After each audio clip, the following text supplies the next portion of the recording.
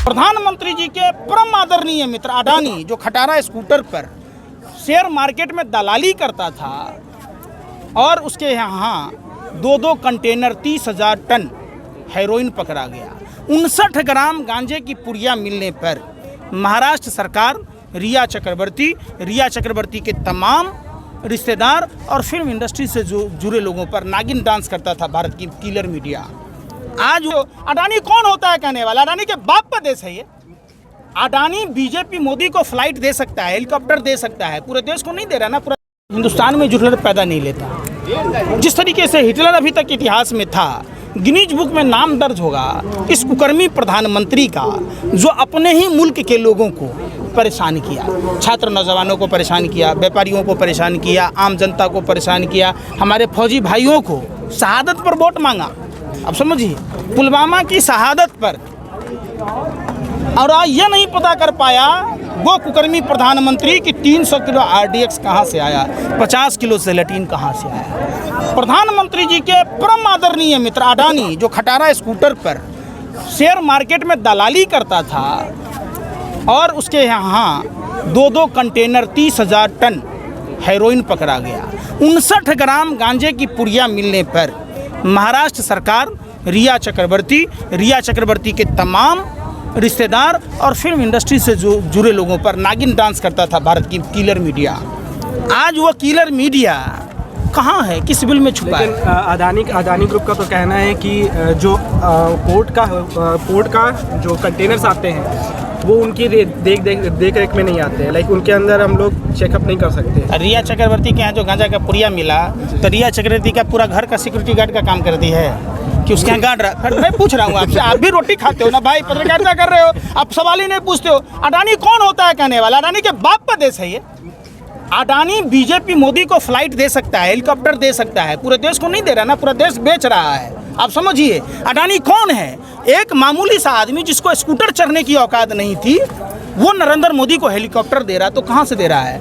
बगैर 2 नंबर काम किए हुए। बता दीजिए हमको भी धंधा, हम भी उतना बड़ा सेट हो जाएं। सही बात, आप भी हो जाते हैं। आप पहले माइक लेके घूम रहे हैं। अडानी ने कह दिया, अडानी का भगवान का भाई है जो कह दिया मैंने वो बरहम लकीर हो गया है। सोनू सूद पर ईडी का छावा पड़ा, उस पर आप क्या कहना चाहेंगे? संजीव भट्ट पर नहीं हुआ, जेल में नहीं है। अभिकांत जो ठाकुर अभी उत्तर प्रदेश के आतंकवादी थोड़े ना है भाई, पूर्व IG थे। और जब वो मुलायम सिंह जी की सरकार में विरोध कर रहे थे तो भाजपा वाला बड़ा गुन गा रहा था। नहीं, अभी जो दिल्ली में चंद्र प्रकाश भारद्वाज ब्राह्मण परिवार से आते हैं, उन्होंने सांप्रदायिक हिंसा नहीं होने दी, उसका खामियाजा उनको सस्पेंड कर दिया गया। तो वो हिंदू नहीं है। कहाँ आप लोग चले जाते हैं? लव जिहाद पर कानून बनता है, दामाद बनाएंगे मुसलमान को, हम जैसे हिंदू को ना दामाद बनाएंगे ना जीजा बनाएंगे। अरे हमारा शकल खराब होगा। देश में 100 करोड़ हिंदू है, 50 करोड़ तो बढ़िया दूल्हा मिले भाजपा नेताओं को, क्यों नहीं ढूंढता? नहीं मिलता, हमको कहे, हम ढूंढ के देते हैं। जरूरी है मुख्तार अब्बास नकवी को दामाद बनाओ? कहते हैं बीफ पर, गाय हत्या पर मॉब लिंचिंग करते। तो गाय का मीट बाहर के देशों में बिक रहा है, ये किसका मीट है भैया? आप अपने माँ बाप को काट के बेच रहे हो। कहाँ बेच रहे हो? गाय हमारी माता है, सांड तुम्हारा बाप है, अकल है नहीं, चले आए यहाँ पर देश में दंगा फसाद कराने। ये देश तोड़ने वाले लोग हैं। इनका आज तक देश से कोई भी लेना देना नहीं था। अगर देश से लेना देना होता तो देश के किसानों के बारे में सोचते ना। अमेरिका जाते, ब्रिटेन जाते, पूरा विश्व के दौरा कर रहे। मेरी माँ चौका बर्तन करती थी, बाप टाई बेचता था, बाप मरान दे रहे हैं, बेटा का नाम पावर हाउस है।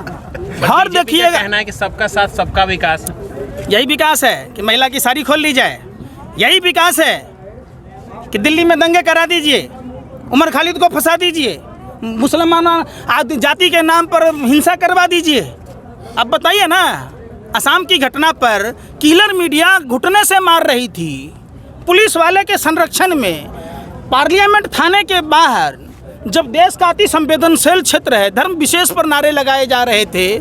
सोचिए कि एक आम आदमी का क्या होगा जब पूर्व IG के साथ ऐसा होता है। उत्तर प्रदेश में आतंकवादियों जैसा सलूक होता है। संजीव भट्ट की स्थिति देखिए, RK शर्मा की स्थिति देखिए, जज लोया की हत्याकांड देखिए। तो इसमें जाति या धर्म का एंगल कहाँ ढूंढने चले जाते हैं? बीजेपी ने कहा, अडानी ने कहा, ये राजा संत के भाई हैं, ये भगवान के भाई हैं, जो कह दिया वही हो जाएगा।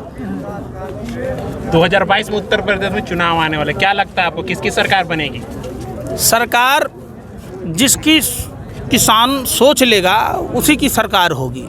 और किसान को चूँकि नरेंद्र मोदी जी ने लोक लुभावन नारे दिए थे, किसानों की आय दुगुनी होगी, 5 रुपया बढ़ाया है मात्र। देखिए कितना, अरे सुनिए ना, अरे सुन लीजिए भैया, आपने पीयूष गोयल को नहीं सुना, 5 रुपया पे नागिन डांस रहा है। अरे 5 रुपया डीजल पेट्रोल पर बढ़ाते, बाकी वापस ले लो। हमारे यूरिया खाद पर जो दाम बढ़ाए, DAP पर बढ़ाए, उसको वापस ले लीजिए। 5 रुपया ने 10 रुपये तुम बढ़ा लो, देखो फिर नागिन डांस दे रहा इतना सा, प्रचार इतना सा।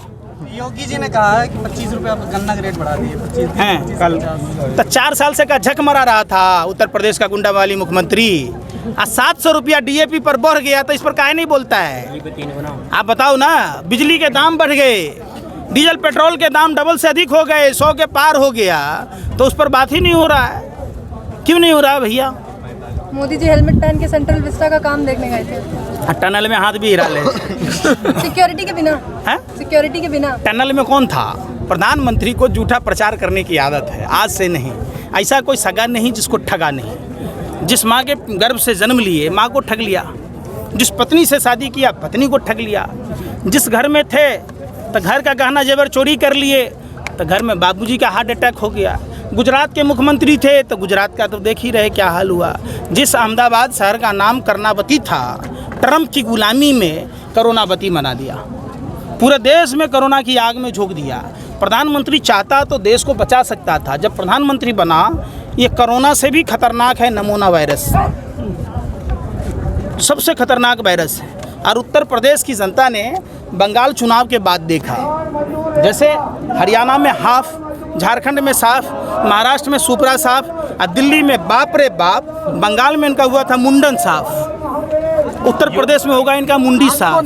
चूँकि 2019 का जो चुनाव हुआ, 17 में 14 में जो छोटे छोटे चुनाव हुए, लोकसभा के, राज्यसभा के, नगर निगम के, लोगों ने देखा टूटी खाट फटा लंगोट, मर गया भाजपा को देकर वोट।